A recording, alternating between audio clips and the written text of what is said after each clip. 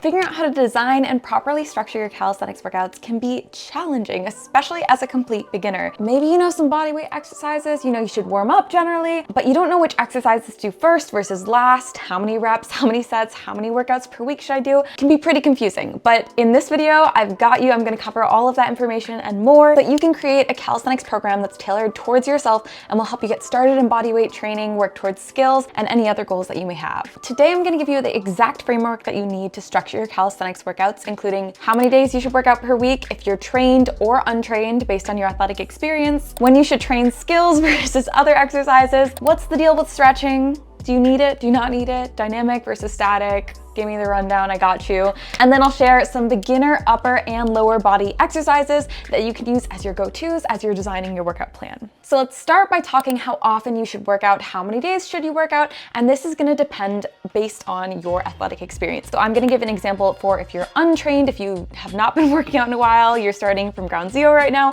or if you have experience in a different sport, maybe you have trained soccer or rock climbing or have running experience, but you have some sort of fundamental exercise where you've already been working out. I'm gonna give you an answer for that one. So let's start if you're completely untrained, you have no athletic experience. We do not wanna jump into 5 or 6 exercises per week. Over time, we can build up to that level, but it's better if you start as a beginner to start with about 3 workouts per week. The reason that I don't recommend you jumping straight into 5 or 6 workouts per week is because that can put you in a greater risk of getting injured, and also what happens if you go from not working out to 5 or 6 workouts a week is you get really sore. And that makes it really hard to go to your workouts the next week because everything hurts. So we kind of want to ease into it so that your body and your muscles can get used to the load that you're putting on them before increasing the number of workouts per week that you do. So starting with about 3 workouts per week, what you might want to do is a workout, a rest day, a workout, a rest day, a workout, and then 2 rest days and start the week over. Alternatively, you could do 2 workouts, 2 rest days, 1 workout, 2 rest days, and structure it up like that. I wouldn't recommend doing 3 workouts and then having 4 rest days and then doing 3 workouts again, because the goal of the rest day is partially to help your muscles recover and prepare for the next workout. Now on these rest days, you can either do core, you can go for a walk, you can do a light jog if you like, but I wouldn't recommend doing strenuous activity on your muscles so that they can actually properly recover. Now, if you are trained and do have some athletic experience, now depending on your previous athletic experience, you might be able to jump into 4 or 5 workouts per week already. If you've already been working out and this isn't going to be a huge change to your muscles, just the training style is different, then feel free to jump into 4 or 5 workouts per week. Also, depending on your athletic experience, you might be starting with certain skills that are on the harder of the beginner calisthenics exercises. I know that's what happened for me personally. I started basically already being able to do my pull-up, especially if you have a gym background, you might be much closer to your pull-up than if you were starting from 0. So this is going to depend on your athletic experience, but some calisthenics exercises might be a little bit easier for you depending on your background. And an example of a 4 or 5 day workout split is going to be workout, workout, workout, rest day, workout, workout, rest day, rest day. So 3 workouts, a rest, 2 workouts, and 2 rest days. Or if you prefer, you could do 5 workouts and then have 2 rest days at the end, which would be your weekend, rest day weekend. I personally like to have that rest day in the middle of the week to kind of break it up and let my muscles really recover, but that's just me. By the way, this 5-day training plan is going to be what I include in my free e-guide, which is the first 2 weeks of a complete beginner workout. If you're brand new to bodyweight training, I made an e-guide for you. It's completely free. Just wanted to help anyone who's trying to really get started in calisthenics. It's 2 weeks of completely only bodyweight workouts, and I cover 5 workouts per week. So it's a total of 10 calisthenics workouts. And this is just designed to help you out on your calisthenics journey for inspiration. First 2 weeks of workouts. I hope you enjoy it. If you check it out, it's in the link below. If you're untrained, you can still use the guide. Just skip 2 of the workouts and stick to only 3 workouts, and then gradually over time, you'll be able to add in more workouts, get to 4 workouts, 5 workouts, make it more challenging. Now, there are lots of different ways that you can break up what exercises you do throughout the week, also known as your workout split. So some people prefer a push and a pull split. Other people like your posterior and anterior chain split, which is where you work your back muscles or you work the muscles on the front of your body. I personally love a good upper body, lower body split. So this way, I break up my workouts into only upper body exercises, only lower body exercises, or full body exercises, which is where I do a little bit of everything. Now, if you're untrained and you're doing 3 workouts per week, you could either make all 3 of those workouts full body exercises, or you could do upper body, lower body and 1 full body, and kind of break it up like that. If you are trained and are jumping into like 4 or 5 workouts per week, then what I personally would recommend is doing upper body, lower body, full body, and then another upper body and a lower body. Or you can do upper body, lower body, and then 2 full bodies if you're only sticking to the 4 workouts per week. Now let's talk about the structure of each workout. The general framework on how you want to structure your workout is going to be a warm-up, which includes increasing your body temperature and adding in some dynamic stretches. Then going into your skills, or the exercises that are geared towards helping you towards your calisthenics skills, as well as any compound movements. Those are going to be at the very beginning of your workout. And then the second half of your workout is going to be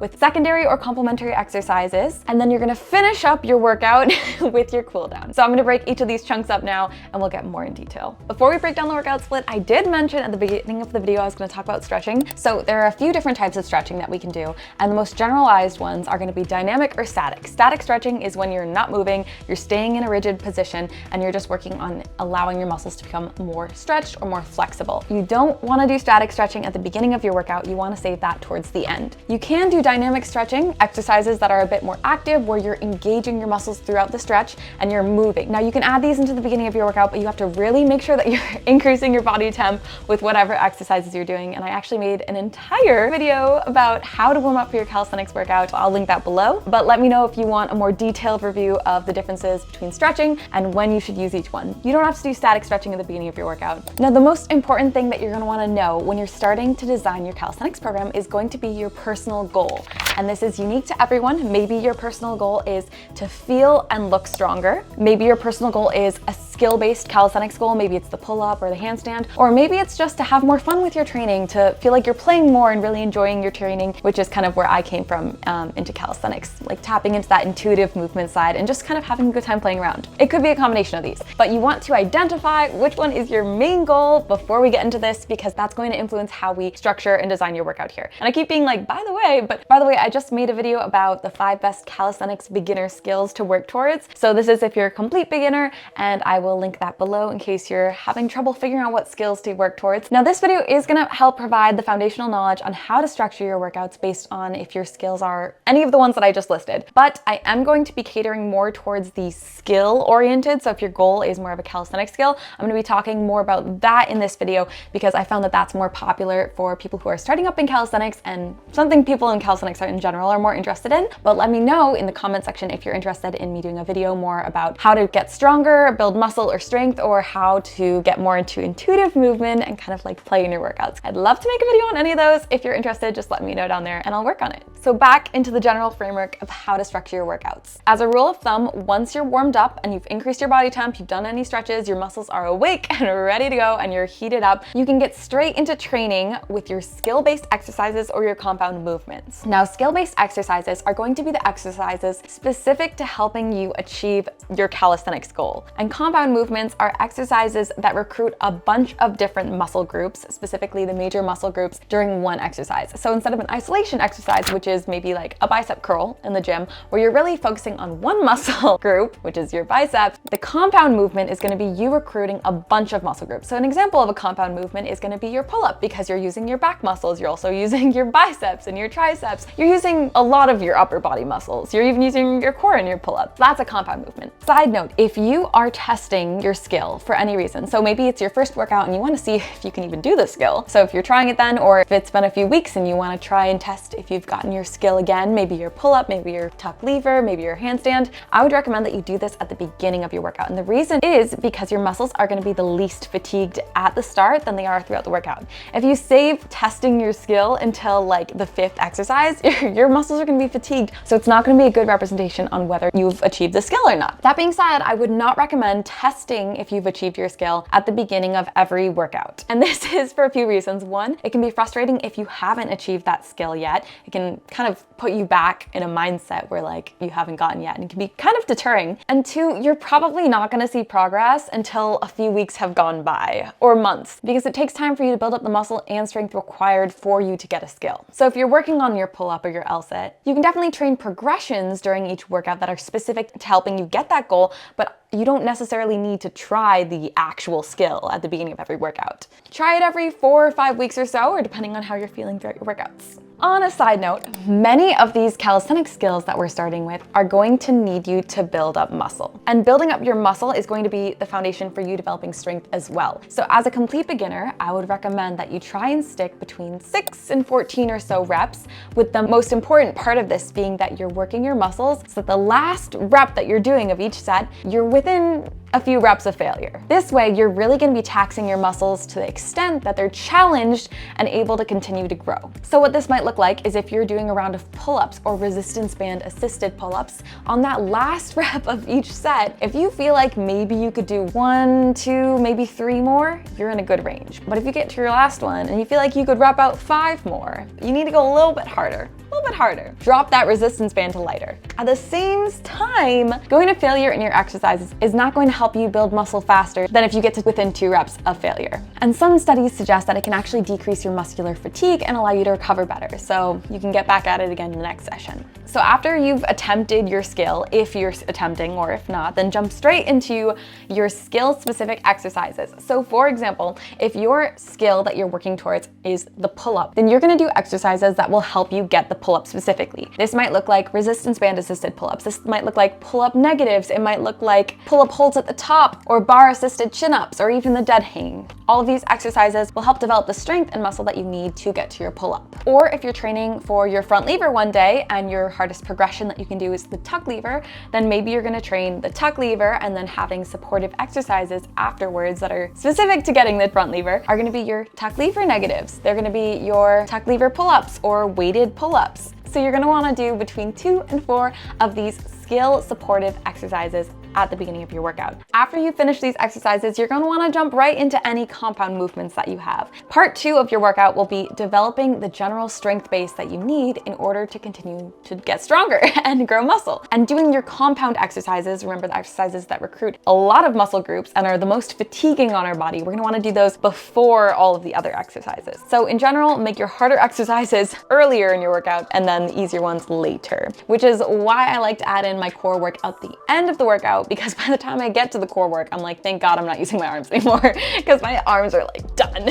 So part 1 was our skill-based exercises, and part 2 is developing our general strength base. And we've done our compound movements already. Now we're gonna fill the rest of our workout with secondary exercises that are geared towards hypertrophy, also known as muscle building, or strength. And these exercises should complement what you've already worked on. So if you're doing upper body and you were training for the pull-up, a lot of the exercises that you did that were skill specific are going to be working your back. So now in the second half of your workout, you're going to want to work on exercises that train the antagonist muscles, which are the muscles that complement the movements of the other muscles. So we did back, we're gonna work our chest, and we're gonna work on pushing exercises. You might wanna do push-ups or pike press-ups, for example. An example for lower body day is if you were training for the skill of the pistol squat, a quad-focused exercise, you're probably gonna want to spend the other half of your workout working on all the other important muscles of the legs that aren't quite as quad-focused. So maybe your booty, your glutes, or your hamstrings, or your calves. So an example is you could add in the one leg elevated hip thrust to work on your glutes. You might want to add in calf raises or jumping calf raises to work on your calves,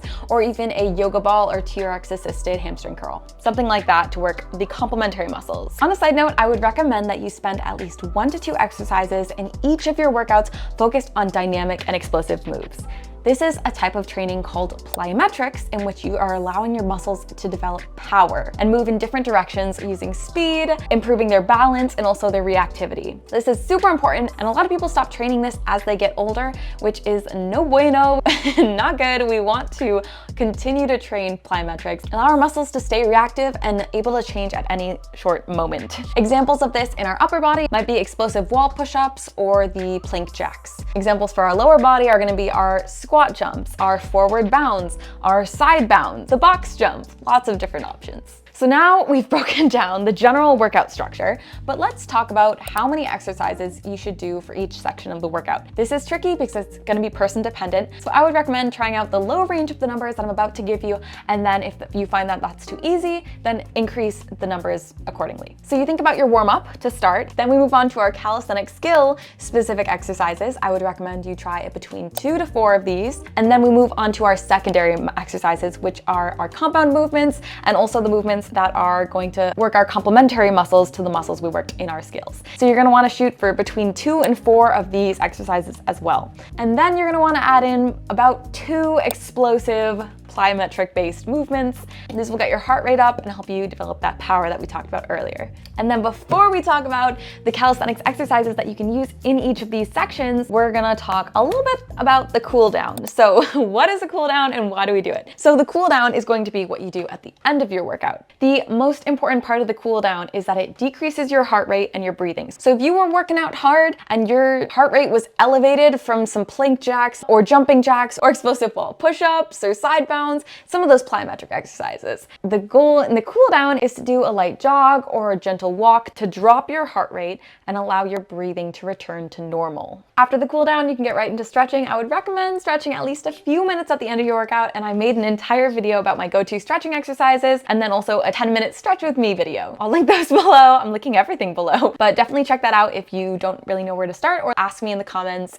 I love stretching. I know a lot of people hate it. I know a lot of people hate stretching. And I hear you, I see you, it's uncomfortable. It's like a different type of muscular pain. It's just a different type of discomfort, but I love it. But really the real reason that we need to do stretching is because in the long term, there are lots of calisthenic skills that require you to have flexibility and mobility to achieve them. For example, the back lever. You need to be pretty comfortable in the German hang before going on to the back lever because it requires a degree of flexibility as well as mobility. So just adding in a few minutes of stretching at the end of your workouts is just doing yourself that favor for the future when you are working on the back lever. Like right now it might seem a long way away, but when you are working on it, you're gonna be like, thank goodness I had done so many German hang stretches throughout my workouts, or forward folds, or wide leg straddles, or other types of exercises. Just improve your flexibility in general. So just spend a few minutes, sprinkle it in at the end of your workout, and your future self will thank you. So what are some go-to upper body and lower body exercises that you can use to get started? So I'm gonna show you my recommendations for beginner calisthenics go-to exercises here on the screen now. I would recommend you try out the kneeling push-up or the push-up, bar-assisted chin-ups, pull-up negatives,